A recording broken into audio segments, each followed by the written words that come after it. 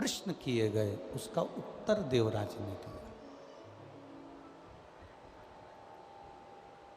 पास नहीं रखते, शंकर दे देते हैं। शंकर अपने पास कुछ रखते ही नहीं। मंदोदरी रावण की धर्म पत्नी, रावण की धर्म पत्नी मंदोदरी और मंदोदरी की मां, मंदोदरी की मां, रावण की धर्म पत्नी मंदोदरी और मंदोदरी की जो मां है जिसका नाम है हेमा। क्या नाम है? जम के बोलो जरा। हेमा। मंदोदरी की माता जी का नाम क्या है? जम के बोलो जरा। हेमा। देखो, आप लोगों से खिलवाने का केवल एक कारण होता है कि आप लोगों को वो नाम स्मरण में बना रहे कि मंदोदरी की मां का नाम क्या था। तो मंदोदरी की मां का नाम क्या है? हेमा। ये शिवजी की परम उपासक थी और इसका जो पति था मय दानव, मंदोदरी का जो पिता था मय दानव, ये बहुत असुर प्रवृत्ति का था। अब हेमा का नियम था, मिट्टी लाती, उसमें माखन मिलाती, गाय का दूध मिलाती, थोड़ा सा गौ माता के गोबर को मिश्रण करती और उसमें थोड़ी सी भस्म मिलाकर मिट्टी को तैयार करती और हेमा शिवजी के शिवलिंग का निर्माण करती। जरा बहुत ध्यान देना, ये कथा शायद आपकी जिंदगी को बदल दे। हेमा का नियम, मंदोदरी की माता जी का नियम था, मिट्टी को लेकर आना, गाय का गोबर मिलाना, भस्म मिलाना और उसमें थोड़ा सा माखन मिलाना और मिलाकर उस मिट्टी को फेंट कर उसका शिवलिंग का निर्माण कर, शिवलिंग का निर्माण।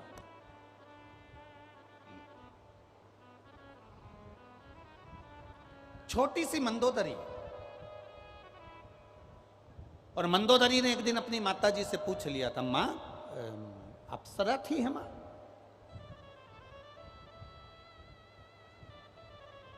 मैदानव की दो धर्म पत्नी थी, हेमा और रंभा। हेमा और रंभा दोनों अप्सरा थी। अब मंदोदरी भी बड़ी सुंदर थी। तो एक दिन मंदोदरी ने अपनी माँ से पूछ लिया, माँ तू मिट्टी लाती है, मिट्टी में माखन मिलाती है और माखन मिला के उसमें भस्म मिलाती है और उसमें गाय का गोबर मिलाकर तू मिश्रण कर कर पार्थिव लिंग का निर्माण करती है।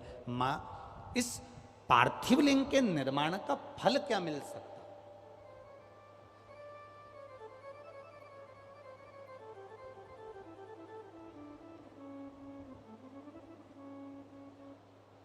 पार्थिव लिंग के निर्माण का फल क्या मिल सकता?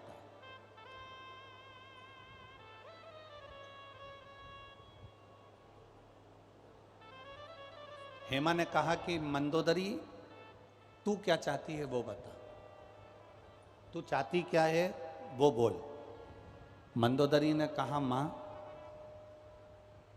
नारी और पुरुष ये दोनों का मंगल विवाह होता है। नारी पहले जाती है, पुरुष पहले जाता है, ये तो किसी को नहीं मालूम, जो भाग्य में लिखा होता है वो होता है। नारी पहले जाएगी कि पुरुष पहले जाएगा ये किसी को नहीं मालूम। मां, जो ललाट पर लिखा हुआ होता है, जो पूर्व का कर्म करा हुआ होता है, उसी के अनुसार पति पहले गया कि पत्नी पहले गई, ये ललाट पर जिसके जो लिखा होगा, जो कर्म की गति लिखी होगी वो उसके साथ होगा। पर मां, मैं इतना पूछना चाहती हूं, क्या नारी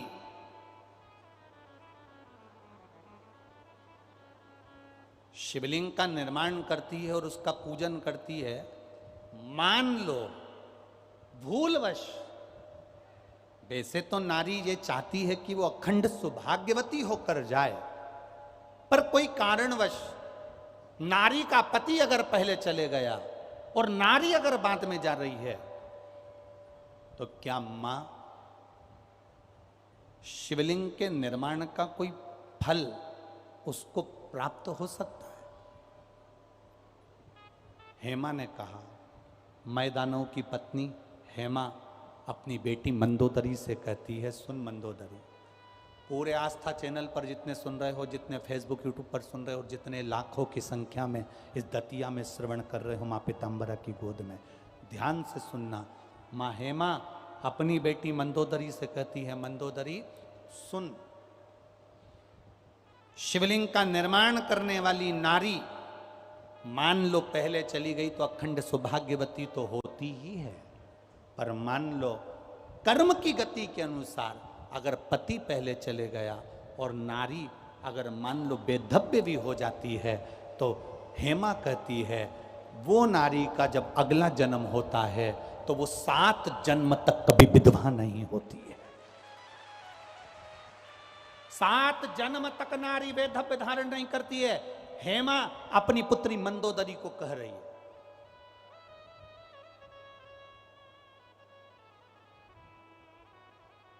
पंच कन्या में एक कन्या मंदोदरी है, जिसका ये संवाद, और यही संवाद मंदोदरी ने केवल अपने अंदर नहीं रखा। जब रावण ने मंदोदरी को पसंद करा और मंदोदरी ने अपनी माता से पार्थिव शिवलिंग के निर्माण का फल जान लिया, जब हेमा से पार्थिव शिवलिंग के पूजन के महत्व को मंदोदरी ने जान लिया, रावण के साथ उसकी शादी हो गई, चली गई वो लंका में। लंका में पहुंचने के बाद रावण सीता जी का हरण कर कर लेकर अशोक वाटिका में रख दिया।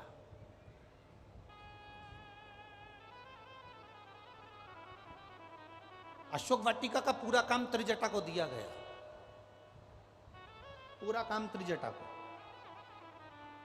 और आपको कथा में कहा था, भी छत्तीसगढ़ की कथा में, तिल्ला नेवरा की कथा में कहा था कि पूरी दुनिया में सारी देवियों के पूजन होती है, पर त्रिजटा जैसी असुर, त्रिजटा जैसी राक्षसी की पूजन काशी में साक्षी विनायक के मंदिर में आज भी होती है। शिवजी ने त्रिजटा जैसी राक्षसी को भी अपना काशी का निवास दिया, उसकी भक्ति के कारण, उसके विश्वास के कारण।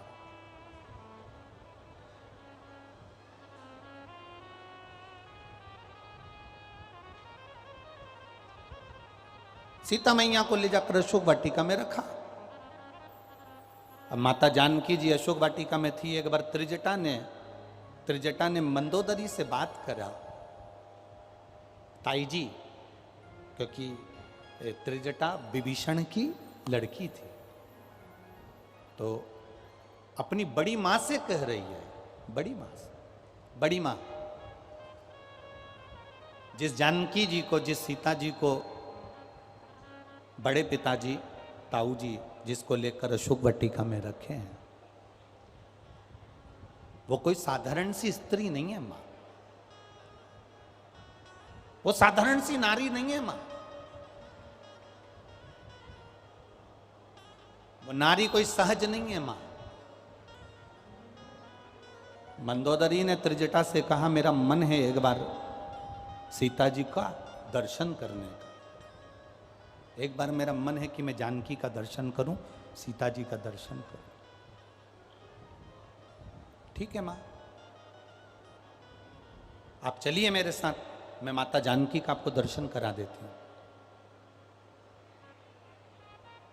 और त्रिजटा मंदोदरी को लेकर सीता जी के सामने पहुंच गई, और माता जानकी का दर्शन, जब त्रिजटा ने सीता जी का दर्शन मंदोदरी को कराया, मंदोदरी ने हाथ जोड़कर सीता जी से क्षमा मांगी, मेरा पति आपको बलपूर्वक खींचकर अशोक वाटिका में लाकर विराजमान कर दिया है, मैं क्षमा चाहती हूं, मेरा पति, उसने जो गलती करी मेरे को उसके लिए क्षमा मांग।